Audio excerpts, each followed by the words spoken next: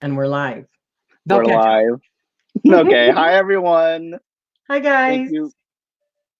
So, hi, Johnny. Hi, Summer. Hi, Witchy in the Woods and Opal. How are you guys? We are here with Lucian of Crossed Paths. Yep. And we're excited to get started here in a couple of minutes. We'll wait for more people to roll in a little bit. Oh, yeah. That's fine. I just got to say first, I love your background and the bookshelf. It reminds me of Simon's. I've had people tell me that. I just like having beautiful. All I've got other ones too. I've got another cubby here. I've got a cubby there. I've got a cubby over there. Right.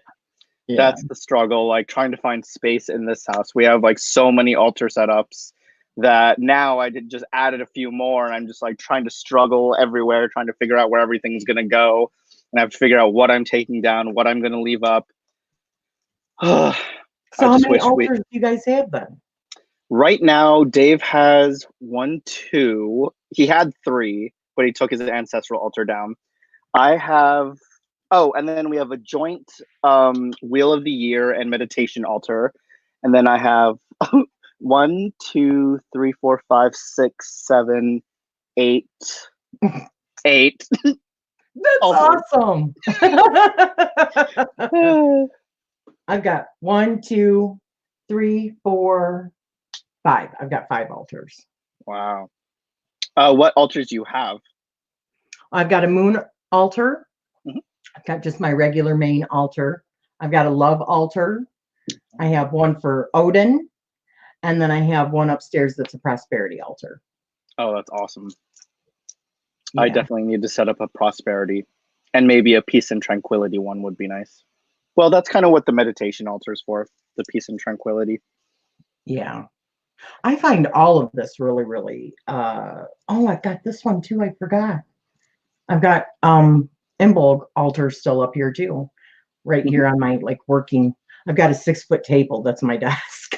Oh, that's awesome. Yeah. And there's stuff all over it.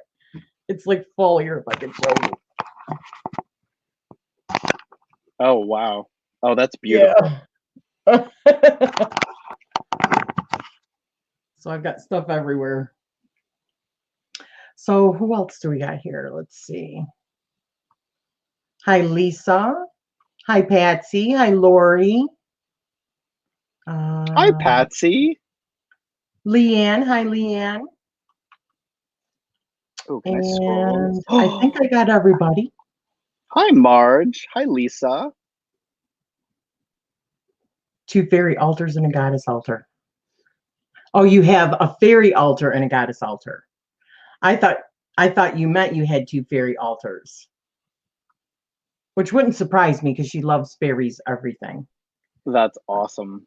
Be glad right now you only have 2 altars. Because then you start building more, and then you lose space, and then all of a sudden you have so many that you're like, I gotta clean them all. It's horrible. But you know what? I kind of even consider little things like this. Like this was like for thought. And, this is like, oh, you can't even see it, but this has got a crystal and some like roses and stuff like that. So, I mean, I even think of that as a little altar. Yeah. I have actually a tiny little, what I call travel altar size of Persephone, like right here by my knee, actually. Is she your matron, or how does that work? Yes, she's my matron. One of the is she Greek? Yeah, Greek goddess. The matron Greek goddess that I work with. Oh, very cool. Yeah. Hi, Sonia. Hi, Sonia. All right, well, we will get started if you are ready. I am ready. All right, so the first question is, why the channel name Crossed Paths? Oh, before you start, also, I'm going to minus myself out so that you can have the screen, okay? Okay. Wow, up and close. Hi, guys. Welcome. So it's quite interesting. In the very beginning, when I first created our YouTube channel, it was my channel, which was originally called Conjurer's Table. And then, of course, my husband, Dave, had his channel, which was Wizard's Tower, which he still uses. to join other chats and lives. But one day we both decided, you know what? Why don't we just combine channels and just go with one channel? So we decided to take mine since I had more followers, and we decided to switch the name up. And we kind of went through a list of different names that we liked, and then threw it out in our Facebook group, asked people which ones they chose or thought would be really cool. And then we came up with Crossed Paths. And the reason why we chose it is because it represents both of us. So it's like literally me, here's Dave, we crossed paths, met each other, and now we're here together on this awesome channel. And that's now what we use as our channel name. Awesome. So how long have you been on YouTube? Was this your first channel? Yep, this was my first channel. I've always had this channel, and it's been a little over a year now since I've had this. Okay. Yeah. Not super long, but okay. What is the direction that you guys envision or that you envision for this channel going forward? Well, right now we are doing several things. So our channel is about tarot. Dave does his tarot Wednesdays. And then on Thursdays, we do our tarot symbolism. And then on Sundays, Friday is our popcorn party. And our popcorn party is a day where we just basically talk about anything. We bring in people as guests to join us. It's just a day to relax and de-stress from the week that everyone had. And then Sundays, we both have our series relating to what we practice. So Dave's is Wizardry 101 series that he does every Sundays now, and I do Hoodoo Conjure 101 on Sundays. So that's basically what the direction of our channel is about. So it encompasses our practice as well as tarot. Very cool. You guys have a lot of stuff that you're doing. I like that you have combined it because that really works.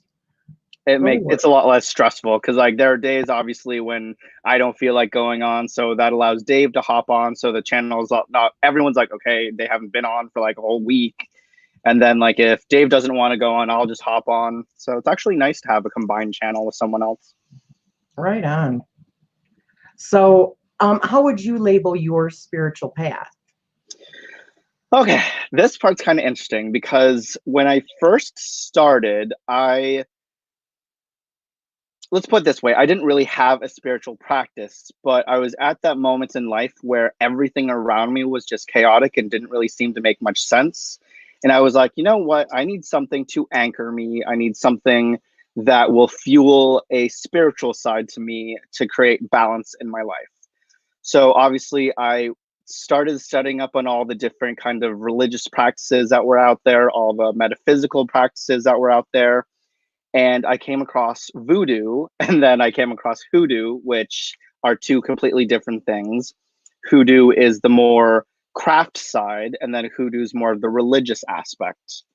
So I've been doing both of these for about 9 years. And then recently, I actually had a very interesting, weird kind of dream, which then led me to the study of Santeria, which is what I am researching now. Very cool. What is that doll that's behind you? Oh, this? It's got its mouth sewn shut. Hello. This is our house protector. She does not have a name quite yet, but we did finally reach 1K on our YouTube channel, and we actually have created a 1K giveaway for whoever actually names her, because for the several years we've had her, we do not have a name for her yet. But the purpose is we always have her right here facing the door, so she kind of acts as a protector of the house to protect us from any negative energies or entities that may want to enter the house. Did you guys made her? I did not. I actually found her at Savers thrift store, and then I painted her face over because I wanted to give her more of like a voodoo doll kind of vibe. So then because I don't know how to sew buttons on, I actually went to a friend who knows how to sew buttons, and I had him sew the buttons and the mouth on for me. It looks sweet. Yeah, That's really she's cool. really sweet. I need a house protector. Mm. So do you use divination? If so, what types of divination do you use? So I do.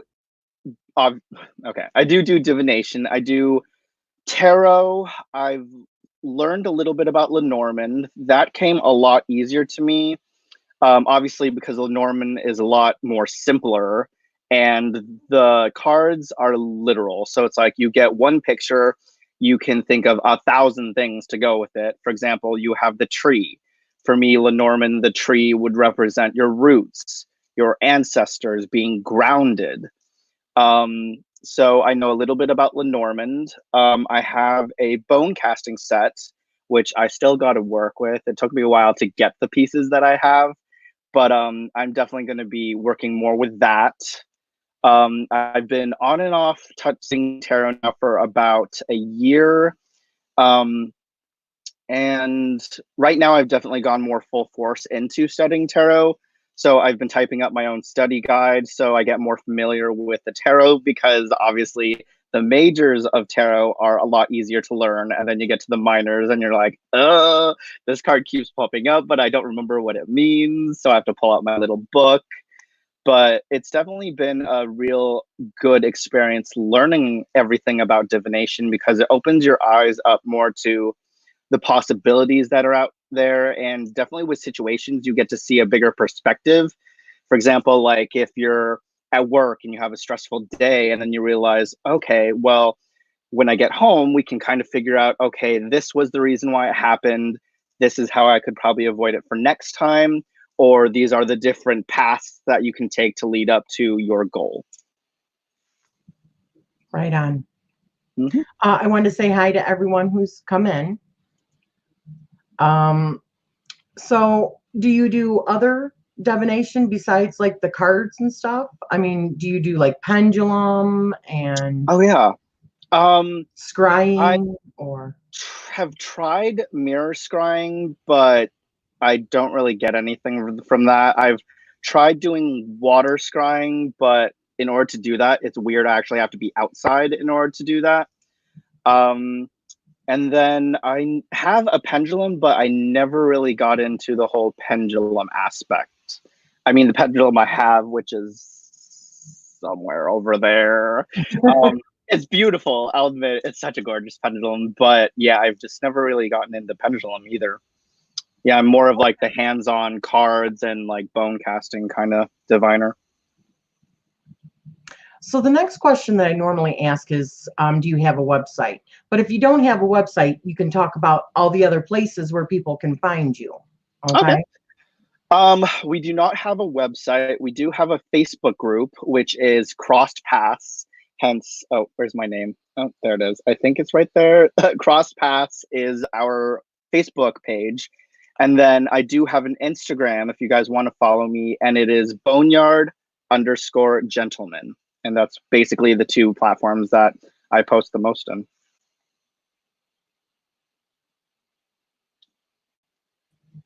Okay, I was just trying to find those. Okay, there's the Facebook. Oh, no problem. It is down below too, guys. Awesome. It's a private group, I take it? Yes. Yep. Okay. Yeah, And but we then, have awesome admin that will easily get you in. perfect. And there is Thank the you, Marge. Instagram, guys. Yeah, I just put it in there. Sweet. Also, let's go over, whoops. Let's find you on YouTube really quick and put that in as well.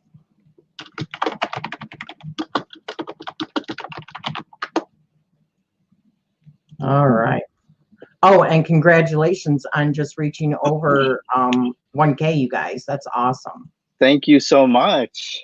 Took a while to get there, but it always does with everyone. But it is definitely like a milestone. So yeah, definitely the first 1,000, and then I've heard it just kind of like takes off from there. I'm hoping. I bet it will. So we had talked about this briefly before we went live, but so you guys are planning on starting an Etsy shop as well Mhm.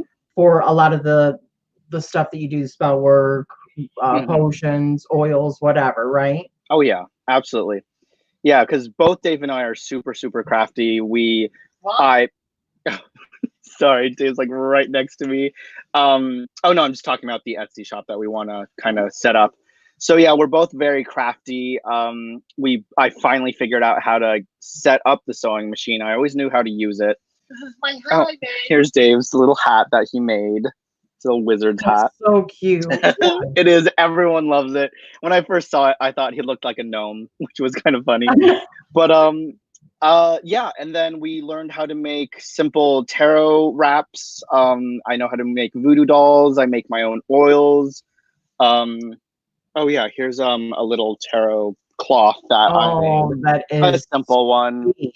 And then just on the back it has felt so it doesn't go sliding everywhere. That is awesome. Oh, actually here's an example of one of the tarot wraps we made.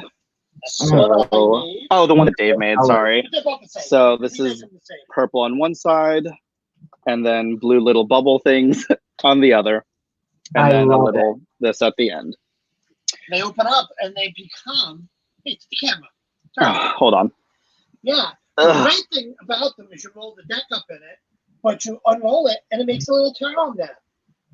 Exactly. And I'll do a quick what it looks like. No. Well, hold on, you can talk.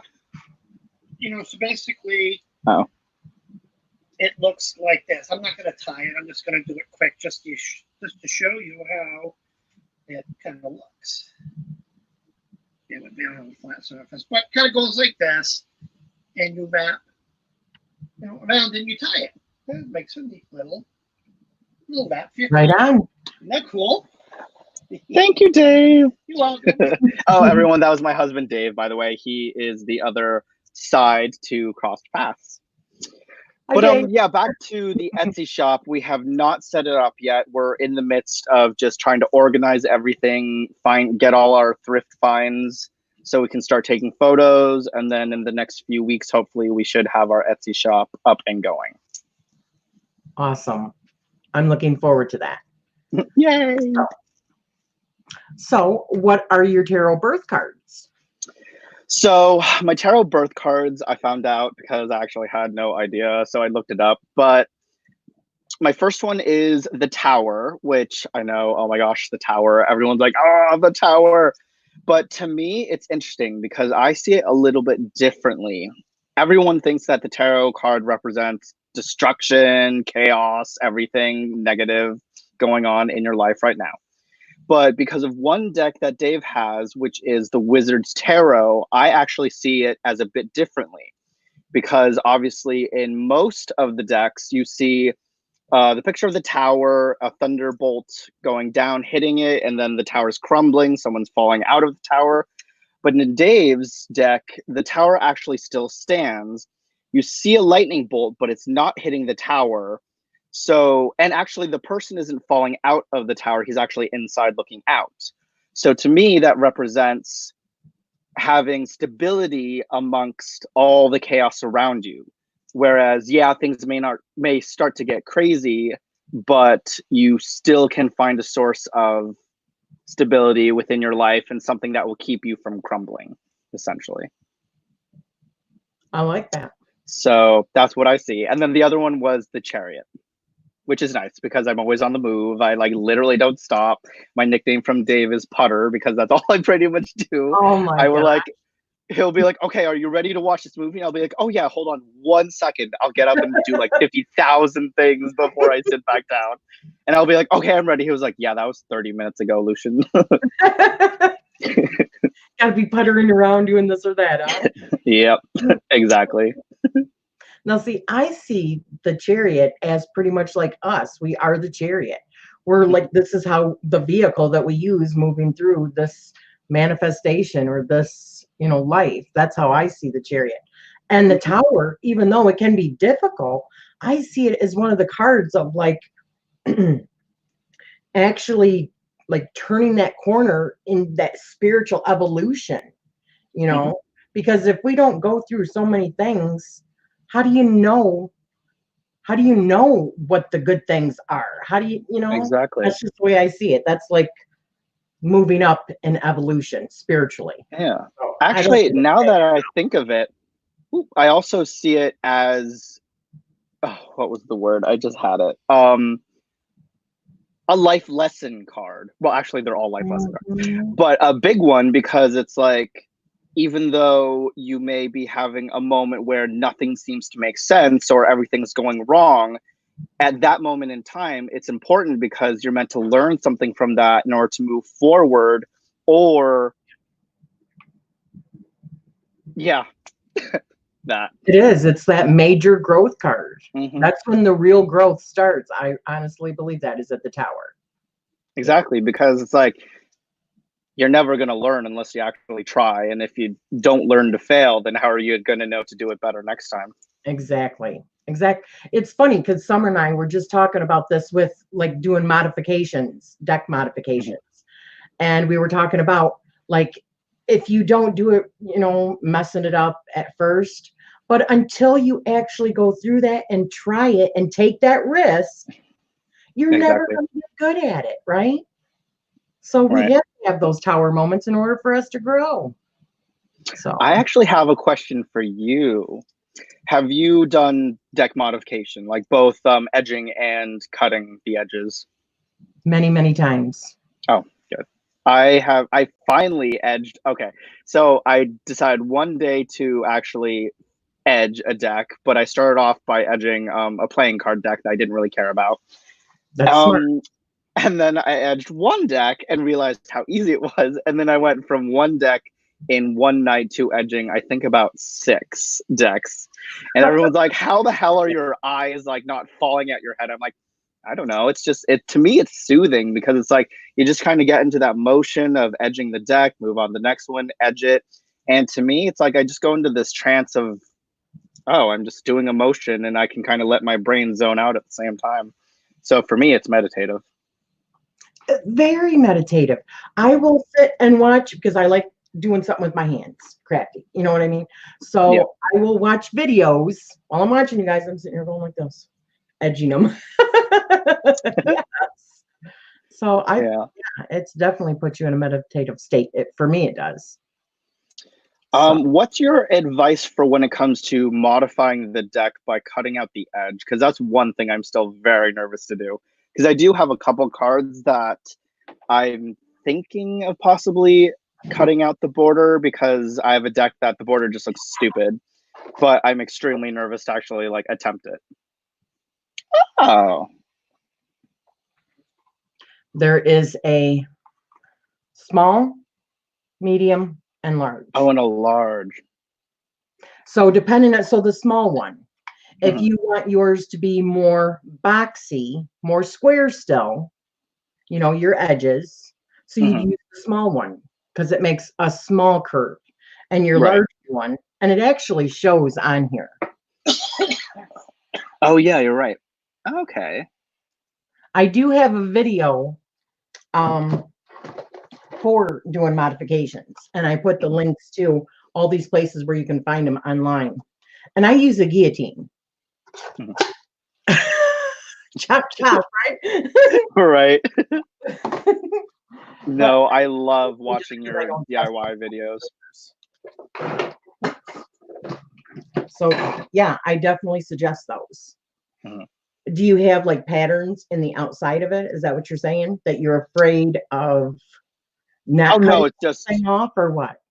Oh no, it's just in general. Like, I'm afraid to like that I'll like go too far over, and then all of a sudden I've just like lopped off a hand or something in the deck, or like it'll come out crooked. I'll be like, oh no, it's not even the correct shape anymore. So I will tell you, when I'm doing modifying, I don't modify everything. There's certain decks that are just not going to work well if you try to modify it, especially if you don't have some sort of line or something. And there's other channels like Boho Tarot, Michelle, John Michelle. She actually will use her little guillotine and she'll tape off where she wants her card to be, and she measures like every side. I don't do that. I'm just like, crown, crown, and I'm just like, it's like just a little assembly line. But I do only mainly do cards that have already a border on them, so that you can write down, use that line as your line. Anything other than that, I don't really mess, because I don't trust my eyes good enough in order to not mess that up. Just as a general rule of thumb. Yeah, that makes sense. Sorry, just fixing my hair. What is your life path number then? My life path number is number 7, which actually is very interesting to me that I just discovered that, because with the whole Santeria aspect that I've been researching, 7 is a very important number because 7 represents the 7 main Orisha that are associated with that religion.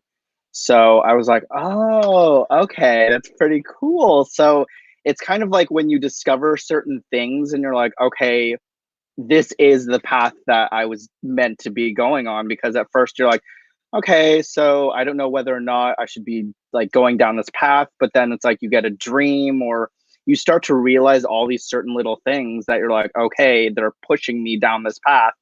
So the number 7 is definitely a big hello right in your face, like this is where you're supposed to be.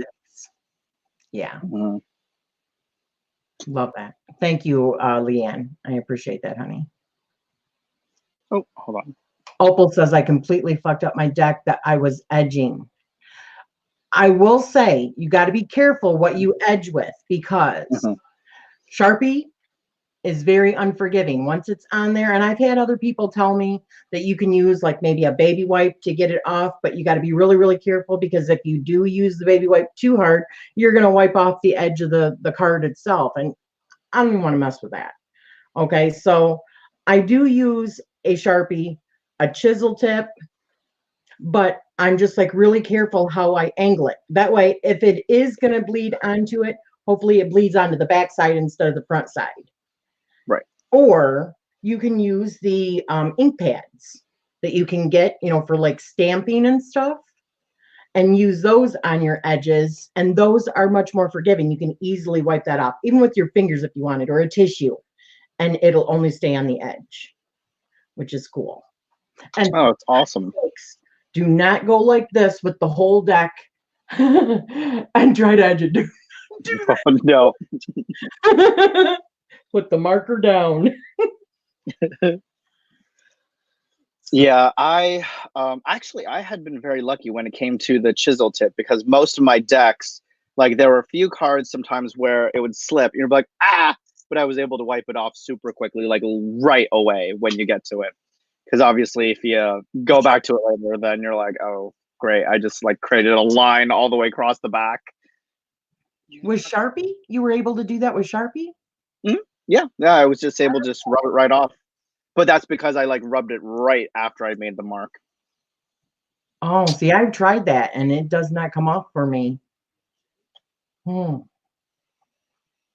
hold on. Dave wanted to show. Yeah, this video of you guys are talking about edging. Oh, here's a deck that Dave edged. Excuse the blankets there. It's a pile of blankets, but yeah. Yeah, so. Yeah, that looks sweet. Yes, I love the black edging. Wow, that's really good. Look really good. I love that. That works perfect with that deck with the black borders. With the black, absolutely. And it's fun to experiment with it too. Like I have decks where I'm like, okay, I can't really quite choose what color to go with. So I'm just like, you know what, let's be creative. And I've like have a deck that has maybe 4 different colors. Oh, I actually had a deck where I actually created like an ombre effect all the way around the border. That took me like 3 hours to do, but it was really pretty to see at the end. Oh, really? Okay, so you mean like a portion of each card would be like one color, and then as you get towards the edges, it changes? Yep. So like literally, for example, I would do, if it was one side, I would do like, what did I do? I did light green, dark green, orange, and then red, or red and then orange. So it was like a ombre of different blues and then into a lighter shade. So I did that literally with every single side of the card for the entire deck. Oh, that was like, I literally had to do that. I think I stopped a few times just to like let my eyes like get back to normal. But at the end, it was really cool to see. That's kind of like very overachiever kind of thing, you know, taking your Yeah. edging to the next level, I would say. Yeah. And then, for example, here is the Light Seers. Oh, well, this is with a deck that, yeah, so that's just with, what did I use here? I used, 2 different shades of green and 2 different shades of blue to create that. But it now annoys me because I have to shuffle the deck until everything looks like even, and it's not creating like this right here. That's funny. It looks cool. So, what is your current favorite? Oh, well, what is your sun sign? My sun sign is Scorpio. Scorpio. Oh, of course. All right. All right. And what is your current favorite tarot card? Do you have one? I do. Hold on, it's right here in my backpack.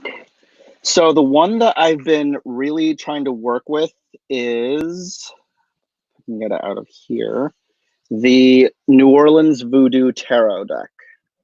Oh, very cool. It's very different. And at first I thought it was an RWS deck, but apparently it's not. It's actually Thoth. So I've been trying to slowly study a little bit of Thoth along with this deck because it goes completely different all of a sudden. Because it's weird with the majors in this deck, you can relate them to a regular RWS, but then once you get past the majors, it's like a completely different ball field, and I'm like, oh, that's not RWS at all. But this is Plus the one they're that I'm mixed slowly around, working too. with. The justice and the strength are mixed around. Yep. Put that there. Oh, actually. But yeah, cool. That's one of the decks I'm working with, and then the other one is the This Might Hurt Tarot. That's the main RWS that I work with. And are those your favorite decks currently? Mm-hmm. Yep. Okay. And do you have a favorite card out of the tarot? My favorite card is, actually I have a couple. The Hermit, because to me it just represents spirituality and connecting to your inner self. And then the Devil, because it's just an awesome card in general. And then the Death card, because actually there's a little backstory to this I'll just quickly go into. So I got into a pretty bad car crash a couple years back, and I was actually quite lucky to survive for the fact that I hit a tree stump, telephone pole, flipped upside down, spun around, and ended up in someone's driveway, and walked out with a tiny, tiny little like scar on my wrist that my mom said ended up looking like a phoenix. And I was like, that's kind of cool because it reminds me of like surviving something like that and being given a second chance at life. So to me, it kind of encompasses the Death card, where it's not literal death, but it's like, okay, this happened to you. It's a part of who you are. Now's your chance to go out there and see things in a different perspective. Okay, so actually I'm describing more of the Hanged Man, but yeah, you get the idea.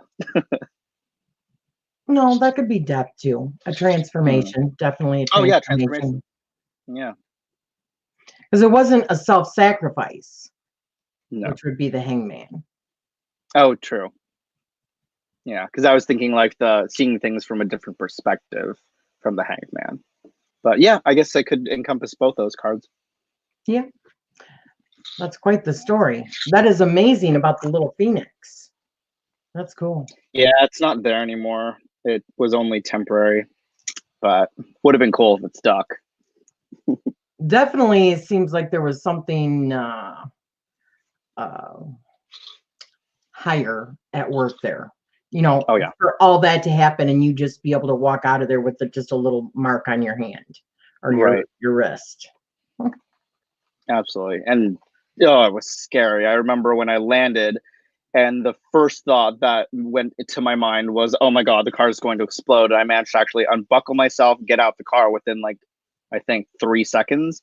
But it's scary when you're upside down and you're trying to figure out where everything is all of a sudden. And you're like, first reach the belts, and you're wondering, oh my God, is the belt gonna like unbuckle? But I was lucky, everything just, and I was out of the car in seconds. So. Oh my gosh, thank God. Yeah. Would you say that you are a collector of tarot decks? And if so, how many do you have now? I definitely am. I have not even really counted how many I have. Let's just say I have a bunch. I have a backup deck for every single deck I get. But I'm also very, very selective of decks that I get. A lot of the time when I see a deck I like, and sometimes I'm impulsive and I'll buy it right away. But then sometimes I will actually sit for a little while to make sure I really, really want the deck. And then when I do purchase, I always get a second deck just in case like something happens with the first one. And it's always good to have a backup. But yeah, I have quite an extensive collection, let's just say. You can't say that. You got to give me a rough idea of how many decks you got. Let's I mean, is it 50? Is it 100? Is it 500? What are we talking under here? 50, probably maybe around like 25, 30 decks. And that's just of one deck, not including like the backups. Okay, gotcha. That's not too bad. I've seen some other collections that are like, wow, yeah. Okay. Yeah, I'm nowhere near Simon level yet. Yeah. But you know you want to be there, don't you? I do. That'd be awesome. Yes.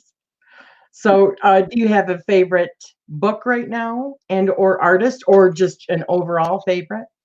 I actually do. I actually have 3 books here that I love. I have The Magic of Marie Laveau, Embracing the Spiritual Legacy of the Voodoo Queen of New Orleans, which is by Denise Alvarado. And this is a newly released book that I've started reading. Oh yeah, look, it even has a little thing here that says, "You are here." But so far, this book is amazing. So that's one of the ones I'm reading. I work a lot with Working Conjure, A Guide to Hoodoo Folk Magic by Hoodoo San Luis. Seeing as I do a lot of hoodoo work. And then right now, because I've been studying a lot about Santeria, I have Santeria, the Religion by Magine Gonzalez Whippler. And it's a pretty thick book, which I'm glad because a lot of the other books I've been finding were like, it seemed like 15 pages. So, but this is like everything. So it's good when you find a book that you're trying to study something and it's pretty hefty. Awesome. And what about artist? Do you have like an artist that is your favorite? Or maybe like a tarot deck style that is like your favorite art wise? I don't really have an artist.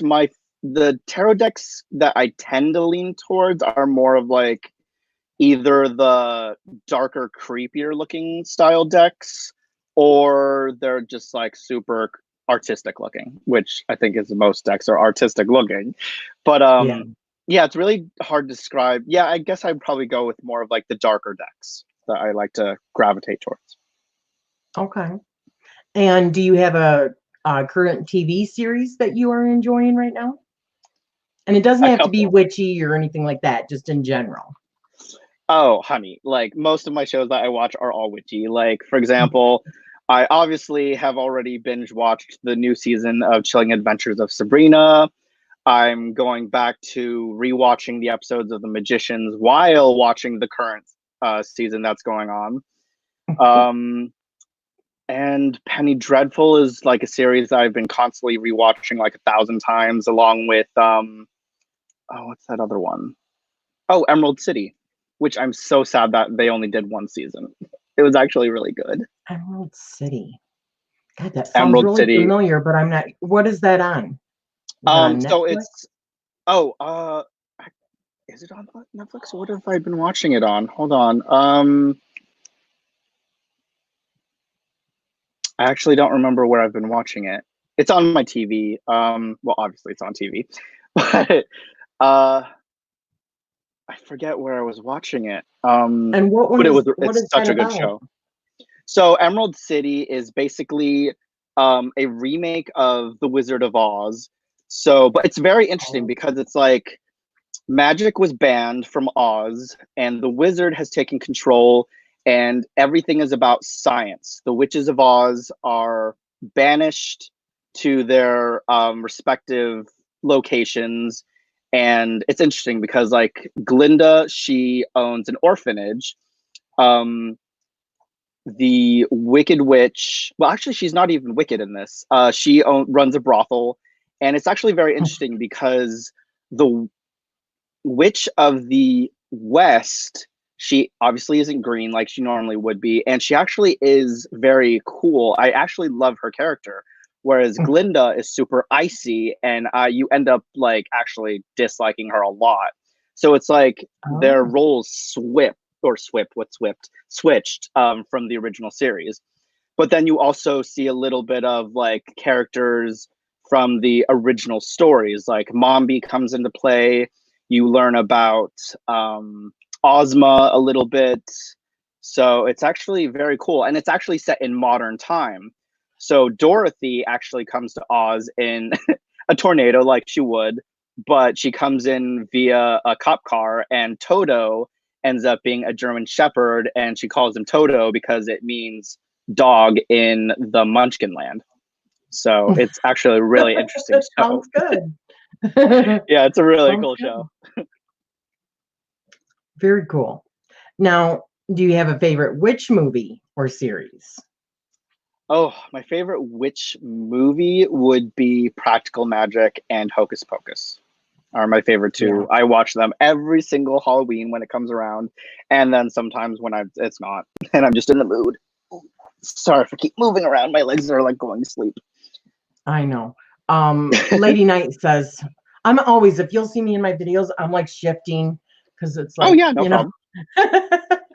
Oh, NBC, yes. Yeah, NBC. And Summer, Starry Sun, says that she thinks it's really cool that their fingertips turn black when they're doing magic. Yes. That's pretty cool. I'm glad to see someone else has seen it. Oh, speaking of Practical Magic, weren't they going to be doing a prequel to it?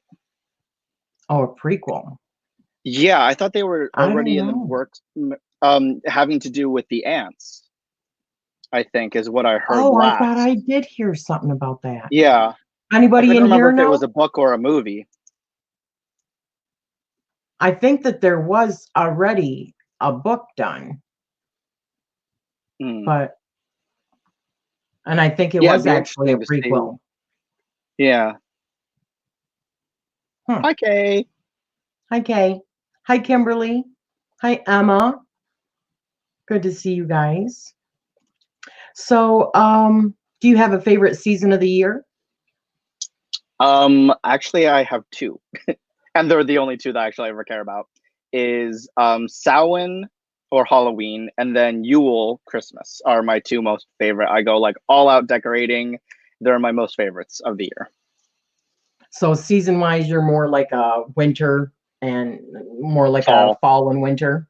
Yeah. Oh yeah, I love winter and fall. Dave and I are like complete opposites when it comes to weather. I love more of the cold, the snow, and Dave's more of like, can we just move to Florida during that? Like, no, we got to build snowman. And he'll be like, yeah, you can do that by yourself. So do you feel a certain connection or a stronger connection with a certain element? That's interesting because obviously all the elements encompass who you are, but naturally I feel more like I am, personality-wise, I feel more fire. What I'm trying to work on more is being more water. So the way I see it is fire to me represents like passion, energy, drive. And then the water aspect is going more with the flow and just kind of being more mellow, chill, relax, which is what I need to be more of half the time. And then when it comes to my spirituality, I feel more earth because I do a lot of my spirituality is grounded with the ancestors. So that's where I view earth element is a lot of what I work with. I gotcha. All right. So not so much of the air? Air naturally, because my head's just lost in space half the time. Literally, Nice. I'll be just sitting here on the couch, like zoning out, and Dave will be like, "Where'd you go?" I'll be like, "What do you mean?" He's like, "You just drifted for like 10 minutes." So Yeah, that's funny. Do you work with crystals? And if so, what ones are your favorites? I do. I have a pretty big crystal collection. I love collecting crystal skulls. I would say my most favorite is right here. The quartz crystal. It's a double point. That's beautiful. Where's the camera? Point. And then my other most favorite that I carry around is the raw aragonite, which I actually find a super cool crystal because it looks one way when it's rough, but then when it's tumbled, it looks completely different. So you'd think those two are like two completely different crystals. Do you have one right there where we can see? Oh, where is it? Oh, yeah. Hold on 1 second. Let me go grab it over here. Can you hand me the aragonite? Huh? The aragonite? Your raw aragonite? What? The raw aragonite. The raw aragonite, Dave. Yeah, wait, I don't see where you're pointing. Just wait. Yes. And this is live, everybody. No, you have my big one. Where the hell did you do with it? And then can you hand me the aragonite egg? The egg. Which one? The egg, just whichever. There's two of them. It doesn't matter, Dave. We're live. Sorry, guys. Story of our life. No. Well, I just kind of put you on the spot, so I'm sorry. Oh, that's gorgeous. So here is, where's the camera? The raw aragonite. Ooh, and it's usually a little bit more kind of, well, no, it's raw, just kidding. And then here's what it looks like when it's tumbled. So as you can tell, Really? It's two completely different looking crystals, but it's the same crystal. Yeah, it's weird that it does that. I have no idea why it does that. Wow. Thank you. Probably just the different chunks that you got as well, though. No, because we have a couple tumbled. Like I have one that's tumbled that looks like a square, and Dave has two different aragonites that are in the egg shape like that, and they look exactly like that when it's tumbled. And then when you look at the raw, it's like you'd never think that it came from the same crystal. So it's hard to choose which one I liked better, but I thought that the raw one was freaking awesome. Oh my gosh. Seeing it in its natural form. Oh, beautiful. It looks like a little city in your hand because like little like things kind of look like towers. So it's like you're holding a little world in your palm. Do you have like a certain kind of there we go. that comes off of that? Yeah. Oh, so beautiful. Wow. That is awesome. Does it carry a vibration? Yes. It's very grounding and very good for calming your energy down. So that's half the reason why I always bring it to me with work, because I'm a hairdresser.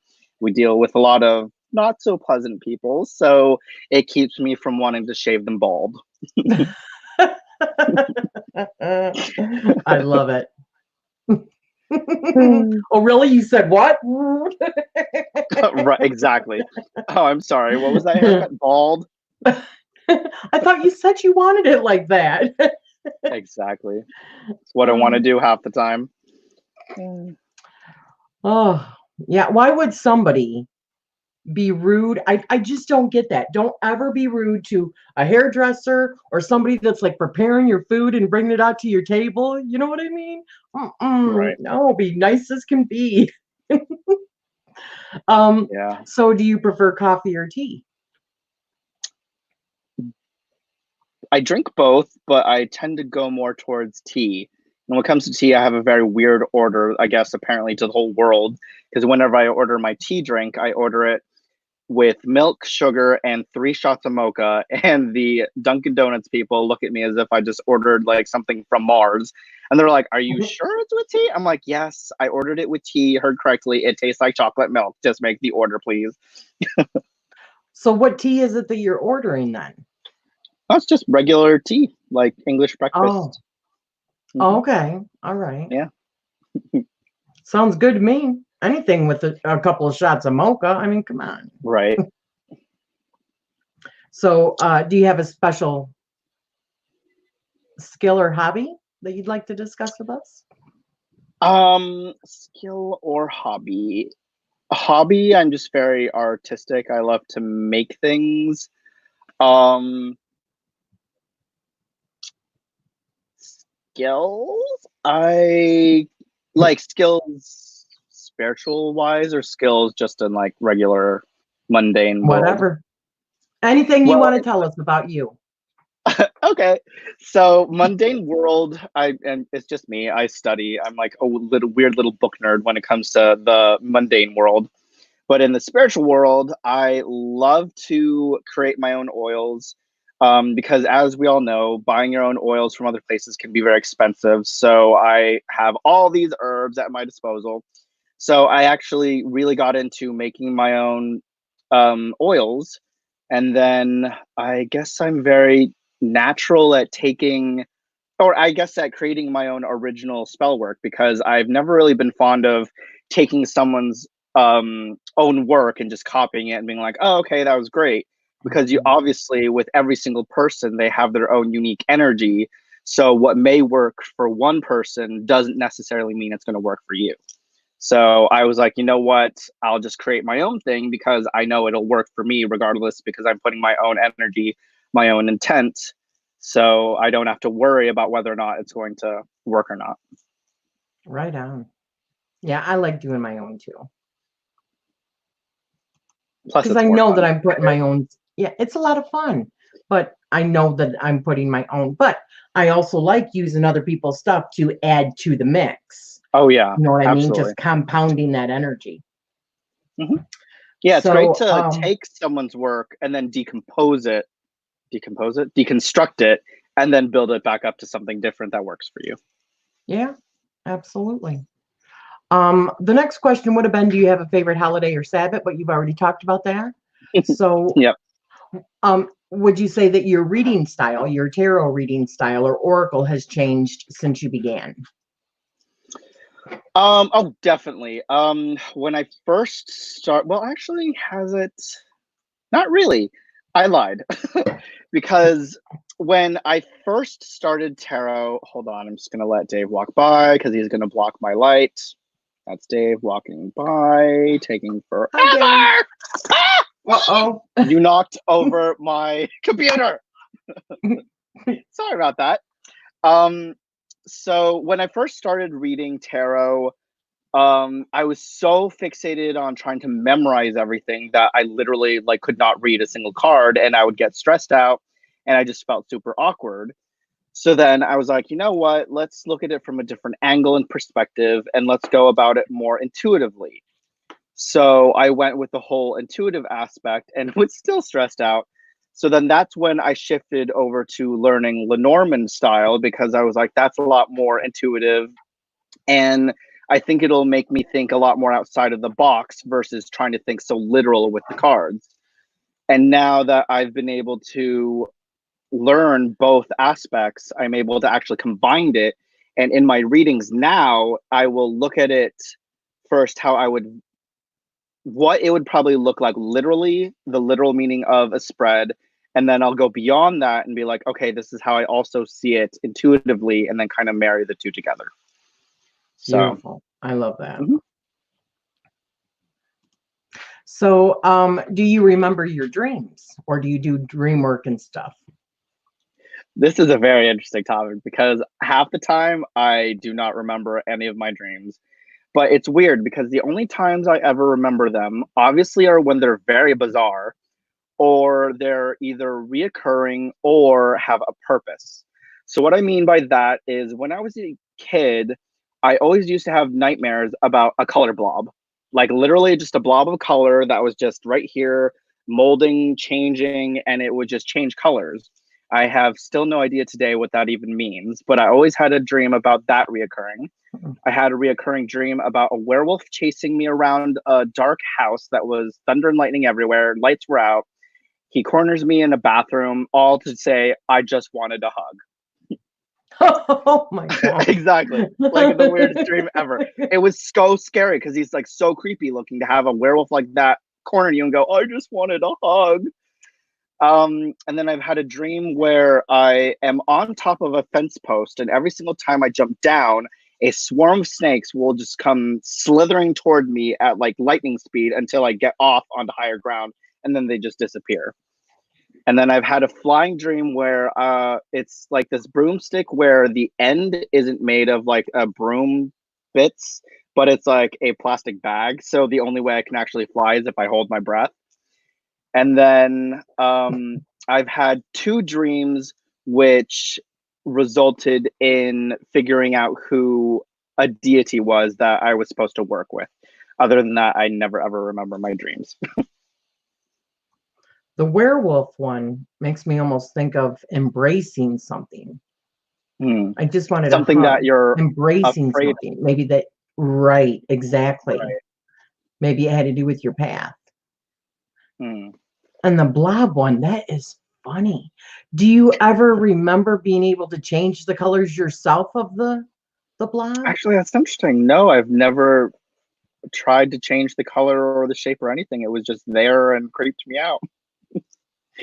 That is weird. Yeah, it was a very, and it was like dream. nothing else was in the dream. It was just pitch black and the blob right in front of me. So, oh wow. I wonder if it was something that, like, do you remember the movie like Beware of the Blob or something like that? I wonder if you had maybe seen that and it like scarred you or something. The Blob. No, I I actually think had it was never called, seen the that. Blob. Yeah, the blob. I'd never seen it though. So, Oh, and this wow. was when I was like 2. So it's Oh, weird that today I still remember that one dream. yeah. Oh, I lied. There is one more dream I had where I remember being on a bridge on a mountain. So there were 2 mountains connected by a bridge, and then there were clouds, but it just dropped into nothing. I remember being on top of the bridge, climbing over the side and falling off of it. But when I woke up, I literally could still feel the ice of the wind on my face. So I don't know if that may have been like a past life dream that I had, Wow. but it was weird because obviously all other dreams I don't feel anything. So that was the only actual physical dream or dream where I actually could still feel like the wind in my face when I woke up. Wow. So that's amazing. Sounds like you were astral traveling. probably. Yeah. Which is weird because I tried to astral project once. I remember being in a dream, switching the dream, and then I remember reading a trick to pulling yourself out of the body is changing your dream and seeing a rope dangling above you and then reaching up and then pulling yourself out of your body. And then of course when I pulled myself out, my whole body just went into a weird intense and vibrating feeling, and I woke up because I was like, it's too intense. I don't want to go any further. So that's as far as I got. Wow. Yeah. But Dave astral that's projects weird. all the time. Really? Oh, He'll be interesting. it'll be like 12 o'clock at night. I'll be watching a movie and then he'll be passed out on the couch, and then all of a sudden you'll hear "Ah!" and he'll wake up and be like, what the hell just happened? He'll be like, I don't know, I just went somewhere. I'll be like, oh, okay, go back to sleep. Wow. That's cool. Is there a time period that you're drawn to other than now? I'd probably say that's a good question. Victorian era has always been fascinating to me, and then also the 20s. I think 20s because of the men's hairstyle back then, and then the clothing of the Victorian era have always been my 2 favorites. Okay. So were you raised into your current path, or did you veer off from your family? Nope. I went to church like a good little kid does when I was growing up, and then it's quite interesting how it evolved because my brother and I, we obviously went to Sunday school, and then they kicked us out because I always kept on going the wrong way. And then they're like, he's not learning anything. So they kicked us out. That's terrible. So then we started going to church every Sunday. And then after a while, it just evolved to every Sunday we would just sit down, talk about something related to Christianity. And then it evolved to just Sunday being a day of spending time with the family. And then I think that's what kind of drove me towards what I practice now, because for many, many, many years growing up, I didn't have a anchor of spiritual balance. So it's kind of what drew me towards searching for something that would ground me, in a sense, when I felt like the whole world was just making no sense. So it's interesting how you can start off with one religion and then progress through life, and then things just kind of change and you evolve depending on what you need. Absolutely. Do you feel supported by your family spiritually now? Oh yeah, absolutely. Like I remember when I first started practicing, the first several years, I kept it a secret. And then I remember, I think talking to my dad briefly, and he thought I just like was dropped on my, well, actually, no, I shouldn't use that because I actually was dropped on my head as a kid. But yeah, he gave me a look as if like, you're just bizarre and weird and just stop talking. But no, now actually a couple weeks back, my dad, I remember having a conversation and he was just like, oh, just to let you know, your cousin watches you religiously and we think that you're, and he just started asking me all these questions. Like, he's like, so what is voodoo? What is tarot? How does that work? And he was asking me all of these questions. So him asking all these questions shows that he's actually kind of interested in what I do. Yeah. And yeah. Oh, and actually over Christmas, Dave and I went live and we actually brought my mom on, and I was actually surprised with all the like natural organic remedies that she actually knew. And I was like, that's actually quite amazing. So yeah. Awesome. Very cool. Thank you. If you could have a deep conversation with anyone during any time period, who would it be and why? Probably Gandhi. I'd love to know his secrets to enlightenment and why he sat under a tree for that long period of time. And if he was actually thirsty, did anyone actually come and bring him like food or something while he was meditating? So yeah, because how long was he supposed to be under the tree? Like 7 days or 21 days or something like that? I don't remember. I just know he was under there for a long time, longer than I would ever care to sit meditating under a tree. Yeah, really. I don't think anyone today has that kind of patience. Oh, hold on. Kay just said, Lucian, when are you choosing the name of the doll? Tomorrow when I go live, because it makes sense, we're naming the Conjure doll. We will be choosing the name. Well, we chose the name. We'll be announcing it tomorrow during my live when I do my Conjure series class.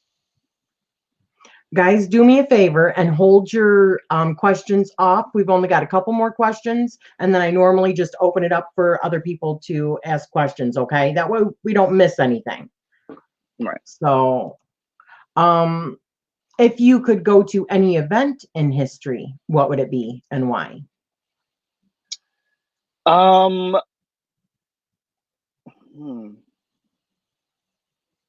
I don't think there really would be a time. Actually, I'd love to know what was going on in the Salem witch trials.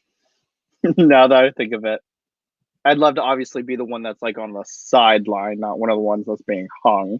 But it'd be kind of cool to witness as well, as horrible as that was.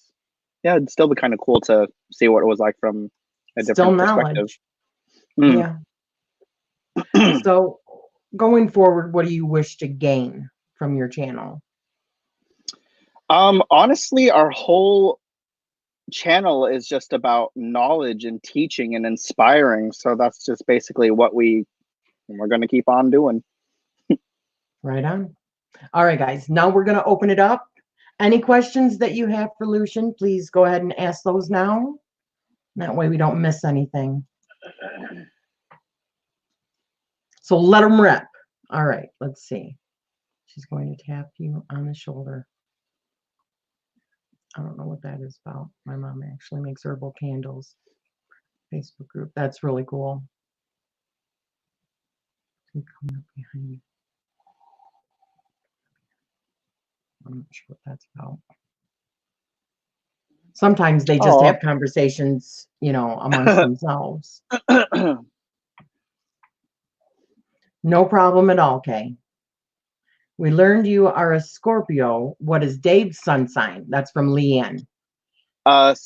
Dave is a Sagittarius. Dave. Hold on, he has his earphones on. You're a Sagittarius, right? Yes. Yes, he's a Sagittarius. Okay. Wow. So what? We have a November and a December birthday? December, October. December, October. Okay. December, October. Oh. Birthdays, Dave. Birthdays. I was saying those months on. So Sonia asks, how many altars do you have now? Oops. Dave has 2. We have 2 2 that we use together, and then I have 1, 2, 3, 4, 5, 6, 7, 8, 9 altars.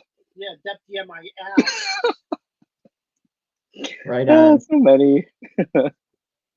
And Leanne asks again, how far away are you from lighthouses and the shore? I'm just gonna take this one. Well, if you mean lake shore, we live right next to a lake. And then lighthouses pretty far away from a lighthouse, right, Dave? Oh. Lighthouse, 20 minutes we can be at Connecticut Point Lighthouse. Oh, okay. I guess we're 20 minutes from the lighthouse. Did not know that. I thought the closest one was in Newport. No. That's 45 minutes away. There's one in Connecticut Point. There's one at Wally Neck. Those are both 20 minutes away. Oh, okay. So we have 2 20 minutes away. That's probably about 20 minutes away too. Cool. Not too bad. So Kay says that she's happy that you decided that you got over your funk and that you're going to be staying. Yeah, it took a little while, but yeah, I'm glad that I didn't shut this channel down. I'm sure we probably all go through that. Yeah, because you know, YouTube is stressful a lot of the time because half the time you're trying to figure out what content to put out. You're sometimes worried whether or not like you're gonna have people watching. Sometimes you're wondering even if what you put out there might even be interesting to anyone, or come across the way that you want it to come across, or exactly. Because there are times when I've filmed something, I'm like, well, that felt really awkward, and then you get like messages from people like, I loved your video, and you're like, thanks. I guess. No, that's cool. So Leanne asks, and Leanne is like so good at the questions. Oh, that's good. What is the most fulfilling thing that happened to you by having a YouTube channel? Great question. Honestly, the most fulfilling thing to me is sharing the knowledge that I know, because it's like a lot of the time with different practices out there, they're very like, ooh, you can't share anything of what we do. But to me, it's like, if someone's interested in learning what you know, why hold it in? It's like people are always constantly wanting to know cool things. It's like I've actually now gotten a few people interested in learning what I practice just because of the videos that I do. I've answered some people's questions through my YouTube channels, and they're like, oh my gosh, I didn't know that we could do this ritual this way. And I now learned a whole new way of doing something just because they watch my channel. And that alone, knowing that I inspire other people, is probably the best feeling in the world. Absolutely. Like breaking down walls, you know, bringing people together. Absolutely. Exactly. So Kay asks, were you and Dave both into witchy when you met? Yes, but we didn't know that we practiced what we practiced until a couple of years later. So when I first met Dave, I had no idea that he was a wizard. He had no idea I practiced voodoo. Actually, when I first started practicing, he thought it was like very weird. But now I did have an altar. Oh no, I lied. He did have an altar. He did. It was in this corner over here where his new bookshelf is. Yep. So I guess I did know, but we didn't really ever practice together or really talk about it until maybe a couple years later. How long have you guys been together? We've been married for total 8 years. Married 3 years, Okay. together 5 before that. Yeah. Very cool. So Kay says, I need a kick in the ass to start doing lives. Yep, go through that all the time. Let's see.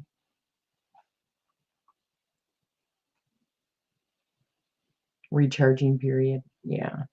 I can only ask questions if I know the person interviewed. Otherwise, I just listen. Yeah. Dave is sticking up for himself. LOL. Yes, he is. No, it's good though. I would have completely forgotten that I had an altar in the very beginning when we met. So does anyone else have any questions? And anything that you might want to add for us? Not really. Yeah, this has actually been really go fun through the gamut of questions, but oh, right. Will you be doing any tutorials soon? Yes, I will be. Especially with my Conjure series, Hoodoo 101 classes, I'm definitely going to be doing a lot more hands-on work. So the first video I posted last week on Sunday was just a history of Hoodoo and ancestral veneration, just to kind of get everyone understanding what Hoodoo is all about. Now that I've done all that aspect, everything from then on is going to be more hands-on approach. So learning about voodoo dolls, how to make them, different herbs, what you can combine, how to make oils, everything magical. Awesome. Are you happy as a hairstylist, or would you rather be doing something else, another line of work? That's something I've actually been struggling with for the past couple of months, because I definitely feel like being a hairdresser, when I first was a hairdresser, I absolutely loved it. And now it's like everything's just redundant, repetitive. Everyone gets the same haircuts, same style, same color. Women only want half an inch taken off. And it's like you just have to deal with all these crabby clients that, like, now I'm just like, ugh, great, another day of work. Honestly, if I had it my way, I'd just quit and just go full force into Etsy and setting up my own witchy shop. Yeah. I know, I got to make the money. So yeah. But I don't know, because I've been struggling with, if I did go into another line of work, I honestly have no idea what I'd do, which is weird because I've been a hairdresser for not most of my life. I've only been a hairdresser a couple of years. But yeah, I don't really know what field of work I'd go into if it wasn't for that. Marketing. Oh, Dave says marketing. No, you are I brilliant. could. You are brilliant. Ooh, what was that sound? I hear my him. earphones. I hear him. He's like, "You're brilliant." Yeah. No, what happened to your earphones? Oh no, I heard a little do do do do sound, but I just realized it's because my earbuds that I have in my ear are like dying. Oh no. You're really good. All right, we'll do one last question then that Leanne has. Which celebs do you love their hair on a regular basis?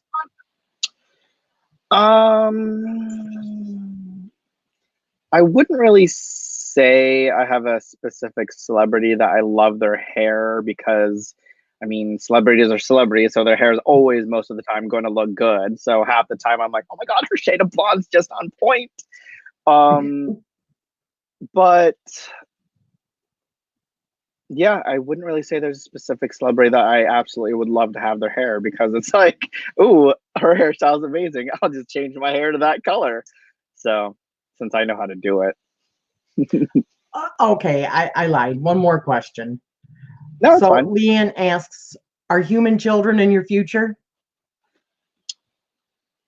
No, just the fur babies. We don't have anything against children. I'm just not a child person, which is weird because I used to be camp counselor. So let's just say from 8 and up, I can deal with. I cannot deal with anything 8 and below. So unless we adopted and they were like 8 years old and older, then sure, maybe in the future, but we're not really children people. Yeah. Thank you so much. This was really, really cool. I've been looking No forward to this. problem. Me too. Thank you so much for having me. Oh, my pleasure. My pleasure. So I also want to mention to you guys that I am going to be taking a break. Okay. I'm probably still going to be doing my weekly readings just because I also put that on my website for anybody that comes also. But I'm going to be taking a break for about 10 days or so away from social media for the most part. So if you don't see me, I'm still okay. I'm just taking a break, a much needed break. So I just wanted to let everyone know. No worries. I'm good. So thank you so much, Lucian. It has been wonderful. And thank you everyone for coming and joining us today. And I'm sending you guys all love and light. Bye. Bye, everyone. Hang on.